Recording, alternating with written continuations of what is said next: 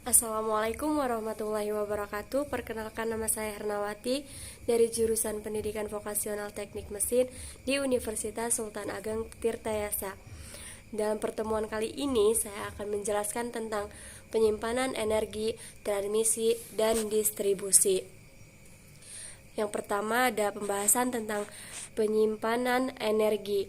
Media penyimpanan energi adalah suatu metode atau alat untuk menyimpan beberapa bentuk energi yang bisa diambil pada suatu waktu tertentu untuk berbagai kepentingan. Alat yang digunakan untuk menyimpan energi kadang-kadang disebut dengan akumulator. Media penyimpanan yang dapat mengambil dan melepaskan energi berupa listrik mempunyai nilai yang paling universal, karena listrik dapat diubah secara efisien baik menjadi energi mekanik maupun panas, sedangkan proses konversi energi lainnya kurang efisien. Pembahasan selanjutnya yaitu ada tentang pembentuk utama energi tersimpan. Kualitas penyimpanan energi panas tergantung pada suhunya.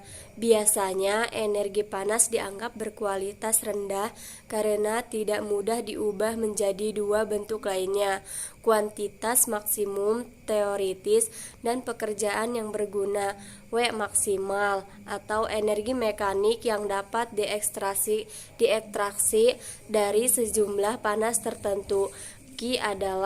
Berikut adalah rumusnya.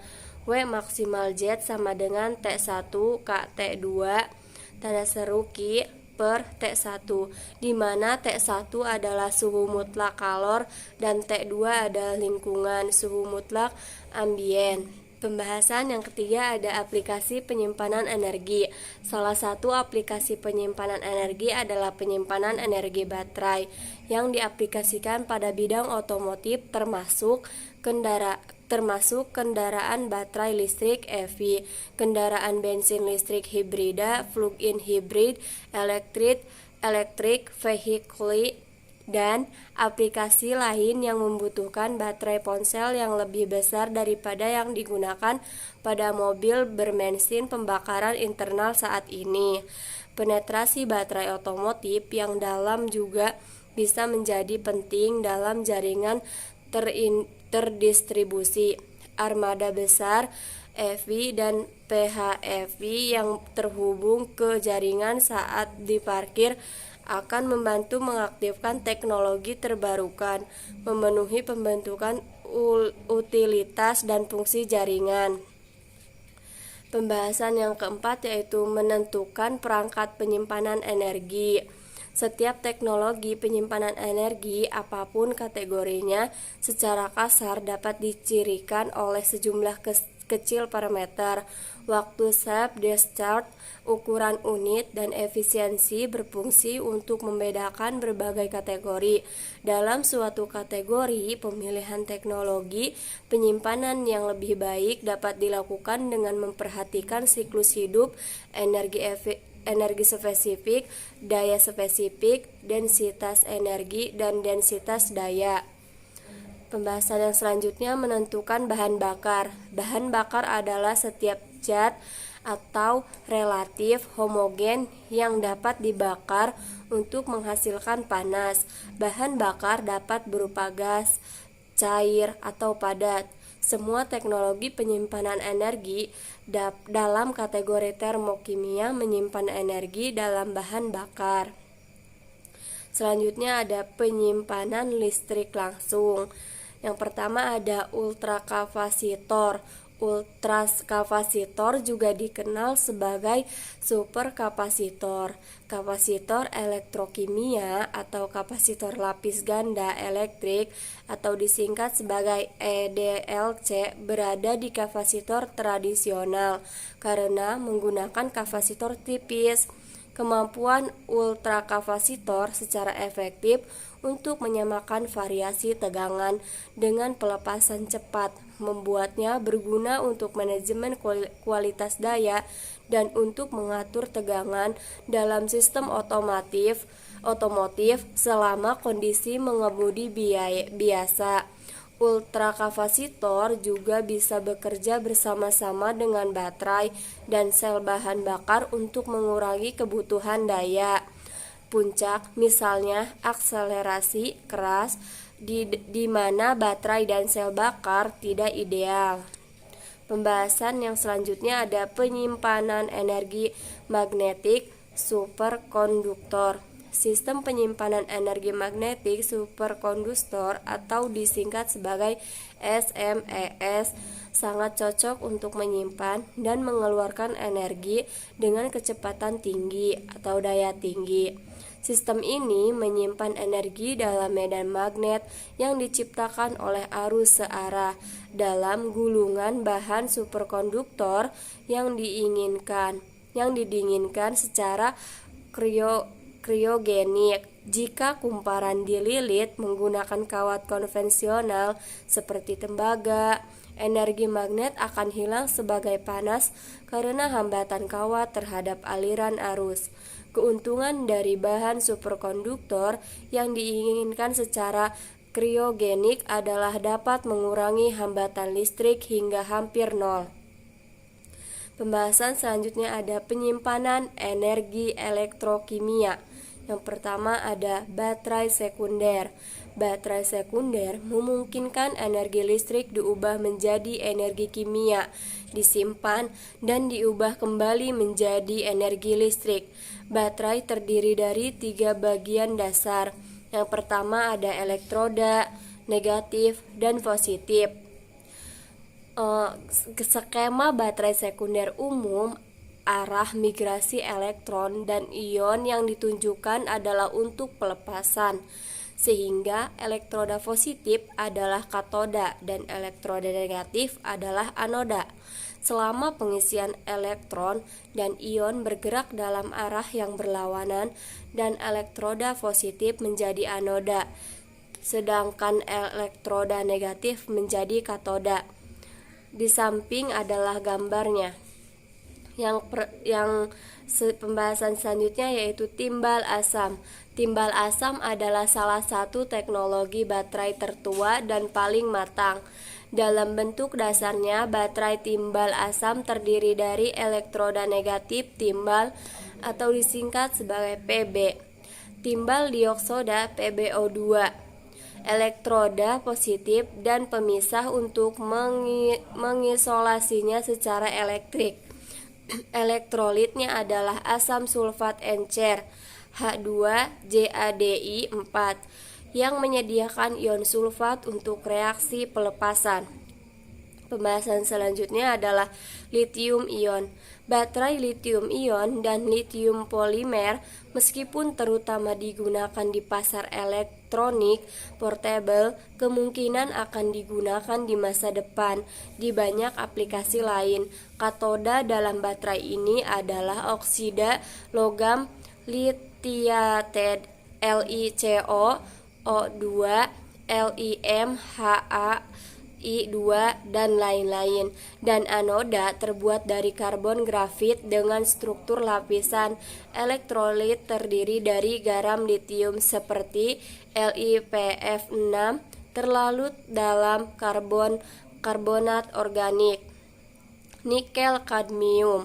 Baterai nikel kadmium NiCd beroperasi menurut sifat kimianya, yaitu 2NiOOH, C2H2, HAICCD4, 2NiDO, HNS2, CCDDO, HNS2.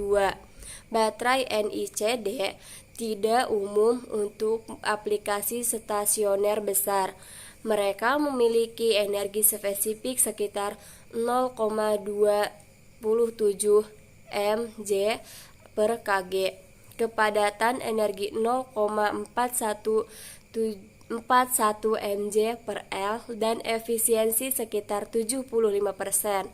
Sedangkan kadmium adalah logam berat beracun dan ada kekhawatiran terkait dengan kemungkinan bahaya lingkungan yang terkait. Yang selanjutnya ada nikel hidrida logam. Baterai nikel logam hidrida memiliki energi spesifik 0,29 mJ per Kg, kepadatan energi sekitar 0,54 mJ per L, dan efisiensi energi sekitar 70%. Baterai ini telah menjadi teknologi penghubung penting dalam elektronik, portable, dan pasar mobil hibrid. Selanjutnya ada natrium sulfur. Baterai natrium sulfur NaS terdiri dari elektroda positif belerang cair dan elektroda negatif natrium cair, dipisahkan oleh elektrolit keramik beta alumina padat kimianya sebagai berikut: 2NaCX, S4TiDaK, 2SX. Baterai NaS memiliki densitas energi tinggi sekitar 0,65 mJ per L dan energi spesifik hingga 0,86 mJ per Kg. Selanjutnya ada Zebra. Zebra adalah nama populer untuk kimia baterai natrium nikel klorida NiCl2 C2Na4 NiC2NaCl. Baterai Zebra dikonfigurasi mirip dengan baterai natrium sulfur dan juga beroperasi pada sekitar 3008 Celcius. Baterai Zebra membanggakan efisiensi energi lebih dari 90%, energi spesifik hingga 0,32 mJ per Kg, dan kepadatan energi 0,49 mJ per L. Selanjutnya ada arus baterai. Kebanyakan baterai sekunder menggunakan elektroda baik sebagai antarmuka untuk mengumpulkan atau menyimpan elektron dan sebagai tempat penyimpanan untuk produk atau reaktan yang terkait dengan kimia baterai. Selanjutnya ada vanadium redox. Baterai aliran redox vanadium atau disingkat sebagai VRB dipelopori di Universitas New South Wales, Australia, dan telah menunjukkan potensi untuk masa pakai siklus yang panjang dan efisiensi energi lebih dari 80% di instalasi besar VRB menggunakan senyawa elemen vanadium di kedua tangki elektrolit. Reaksi kimia pada elektroda pasif adalah V5CCeK4 V4C, dan pada elektroda negatif V2C4 V3CCeK. Selanjutnya ada polisulfida bromida. Baterai polisulfida bromida atau disingkat menjadi PSB menggunakan kedua elektrolit larutan garam natrium bromida NaBr dan natrium polisulfida Na2SK. Elektrolit PSB dipisahkan dalam sel baterai oleh membran polimer yang hanya melewati ion natrium positif.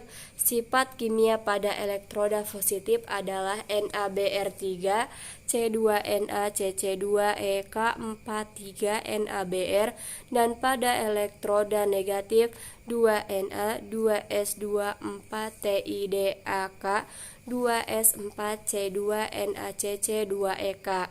Selanjutnya ada seng bromida. Di setiap sel baterai seng bromida JnBr, dua elektrolit berbeda mengalir melewati elektroda komposit karbon plastik dalam dua kompartemen yang dipisahkan oleh membran mikropori. Kimia pada elektroda positif mengikuti persamaan Br2DAki NSC2eK42Br, dan pada elektroda negatif Jn4Jn2cc2ek. Selama pelepasan Jn dan Br bergabung menjadi seng bromida. Selanjutnya ada hidrogen elektrolit. Hidrogen juga dapat diikat menjadi hibrida logam menggunakan proses penyerapan. Hukuman energi penyimpanan mungkin lebih rendah untuk proses ini yang membutuhkan tekanan hingga hanya 30 bar. Namun kerapatan hibrida logam bisa antara 20 dan 100 kali kerapatan hidrogen yang tersimpan. Selanjutnya ada penyimpanan energi mekanik, pompa hidro. Pompa air adalah yang tertua dan terbesar dari semua teknologi penyimpanan energi yang tersedia secara komersial, dengan fasilitas yang ada hingga ukuran 1000 mW. Pemompaan hidro konvensional menggunakan dua tempat penampungan air yang dipisahkan secara vertikal.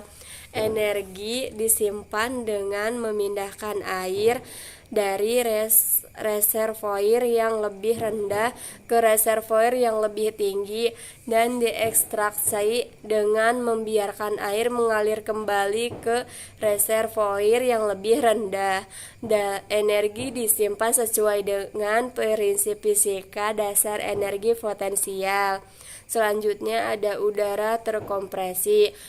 Konsep penyimpanan energi yang relatif baru yang diterapkan dengan teknologi yang sudah matang adalah penyimpanan energi udara terkompresi atau disingkat sebagai CAS. Fasilitas CAS harus digabungkan dengan turbin pembakaran, sehingga sebenarnya merupakan teknologi penyimpanan atau generasi hibrida. Udara terkompresi disimpan di tambang bawah tanah yang sesuai, yang dibuat di dalam batu asin atau mungkin di akuifer. Selanjutnya ada roda gila. Roda gila dapat berfungsi sebagai perjalanan jangka pendek sebelum penyimpanan jangka panjang online. Roda gila dapat memiliki efisiensi energi di atas kisaran 90%, tergantung pada kerugian gesek. Untuk menjaga efisiensi, sistem roda gila dioperasikan di lingkungan vakum rendah untuk mengurangi hambatan. Roda gila terhubung ke motor atau generator yang dipasang ke stator yang melalui beberapa elektronika daya berintegrasi dengan jaringan utilitas. Selanjutnya ada penyimpanan termal langsung. Teknologi termal langsung, meskipun penyimpanan tingkat energi yang lebih rendah panas daripada energi listrik atau mekanik, dapat berguna untuk menyimpan energi dari sistem yang menyediakan panas sebagai keluaran asli, misalnya panas matahari, panas bumi, atau untuk aplikasi di mana nilai komoditas energi adalah panas, misalnya pemanas ruangan atau pengering. Selanjutnya ada panas masuk akal. Panas yang masuk akal adalah panas yang biasanya dan secara intuitif berkaitan dengan perubahan suhu zat masif. Energi panas S disimpan dalam zat tersebut diberikan oleh ESJD-T2KT1 NSCM, di mana C adalah kalor zat, jenis zat, Joule per Kg 8 Celsius, dan M adalah massa zat, satuannya Kg. T1 dan T2 masing-masing adalah suhu awal dan akhir 8 Celsius. Selanjutnya, penyimpanan panas yang masuk akal paling baik dilakukan dengan bahan yang memiliki bahan panas spesifik yang tinggi, yaitu yang pertama ada cairan. Penyimpanan panas yang masuk akal dalam cairan dengan sedikit pengecualian dilakukan dengan air. Padatan. Penyimpanan panas sensibel dalam padatan biasanya paling efektif bila padatan itu dalam bentuk unggun unit kecil daripada massa tunggal. Selanjutnya ada panas laten. Panas laten diserap atau dibebaskan oleh perubahan fasa atau reaksi kimia dan terjadi pada suhu konstan. Perubahan fasa berarti perubahan zat homogen di antara berbagai fasa padat, cair, atau gasnya. Salah satu contoh yang sangat umum adalah air mendidih di atas kompor. Selanjutnya ada perubahan fase. Sistem penyimpanan energi praktis berdasarkan perubahan fase material terbatas pada perubahan fasa padat, dan padat cair. Perubahan fasa padat terjadi ketika bahan padat mengalami reorganisasi menjadi struktur molekul yang berbeda sebagai respon terhadap suhu. Salah satu contoh yang sangat menarik adalah litium sulfat Li2JaDi4 yang mengalami perubahan dari struktur monoklinik menjadi struktur kubik berpusat muka pada 5788 Celcius, menyerap 214 Joule per gram. Dalam proses lebih dari kebanyakan perubahan fase padat cair. Selanjutnya ada hidrasi-dehidrasi. Dalam proses ini garam atau senyawa serupa membentuk kisi kristal dengan air di bawah suhu titik leleh, dan pada titik leleh kristal larut dalam air hidrasinya sendiri. Selanjutnya ada penyimpanan energi termokimia. Bagian dari ilmu kimia yang mempelajari sebuah kalor atau panas suatu zat yang menyertai suatu reaksi atau proses kimia dan fisika disebut termokimia. Secara operasional, termokimia berkaitan dengan pengukuran dan penafsiran perubahan kalor yang menyertai reaksi kimia, perubahan keadaan, dan pembentuk larutan. Termokimia merupakan pengetahuan dasar yang perlu diberikan atau yang dapat diperoleh dari reaksi-reaksi kimia, tetapi juga perlu sebagai pengetahuan dasar untuk pengkajian teori ikatan kimia dan struktur kimia. Selanjutnya ada konsep lanjutan dalam transmisi dan distribusi.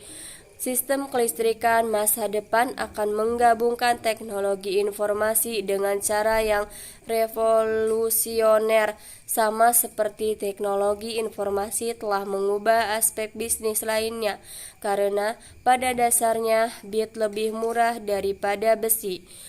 Dampak era informasi pada sistem kelistrikan akan memungkinkan negara-negara untuk menyadari manfaat yang telah dicapai oleh industri terdepan yang menggunakan informasi waktu nyata, sistem bisnis, distribusi, dan efisien pasar untuk meminimalkan kebutuhan akan inventaris dan infrastruktur serta untuk memaksimalkan. Selanjutnya ada sumber daya terdistribusi. Sumber daya terdistribusi adalah fisik, aset modal yang menghasilkan, menyimpan, atau mengkonsumsi tenaga listrik di pinggiran sistem pengiriman listrik. Secara tradisional, sumber daya ini belum secara luas dianggap atau digunakan sebagai aset transmisi dan distribusi. Namun, upaya signifikan sedang dilakukan untuk mengambil keuntungan dari sumber daya yang ada dan untuk memberikan motivasi untuk instalasi masa depan yang lebih menguntungkan sistem. Selanjutnya ada transmisi dan sumber daya distribusi. Sistem transmisi dan distribusi atau disingkat sebagai TND masa depan tidak hanya harus memiliki peningkatan kapasitas untuk mendukung permintaan pasar untuk transaksi energi, tetapi juga harus fleksibel untuk beradaptasi dengan perubahan pola pengiriman energi. Pola-pola ini berubah pada berbagai rentan waktu, per jam, harian, mingguan, dan musiman. Selanjutnya ada pasar kontrol jaringan transaktif. Jaringan transaktif, misalnya kontrak, dan sistem berbasis agen menghadirkan peluang untuk menerapkan kontrol proses di mana kontrol yang sangat dioptimalkan baik lokal maupun global adalah atribut yang melekat pada strategi daripada fitur yang diprogram secara eksplisit. Premis dari kontrol berbasis transaksi adalah bahwa interaksi antara berbagai komponen dalam sistem energi yang kompleks dapat dikendalikan dengan menegosiasikan kontrak langsung dengan kontingen secara teratur sebagai pengganti perintah dan kontrol on-off standar. Selanjutnya ada integrasi sumber energi terbarukan. Didefinisikan secara luas, sumber energi terbarukan termasuk angin, matahari, solar, fotovoltaik atau disingkat PV, dan panas matahari, biomasa, pembangkit listrik, tenaga listrik, arus laut dan sungai gelombang, dan pasang surut. Namun hanya sumber angin, matahari, dan biomasa yang sebagian besar tidak dibatasi oleh lokasi sumber daya. Dengan demikian, energi terbarukan ini cocok sebagai sumber terdistribusi dalam sistem kelistrikan masa depan.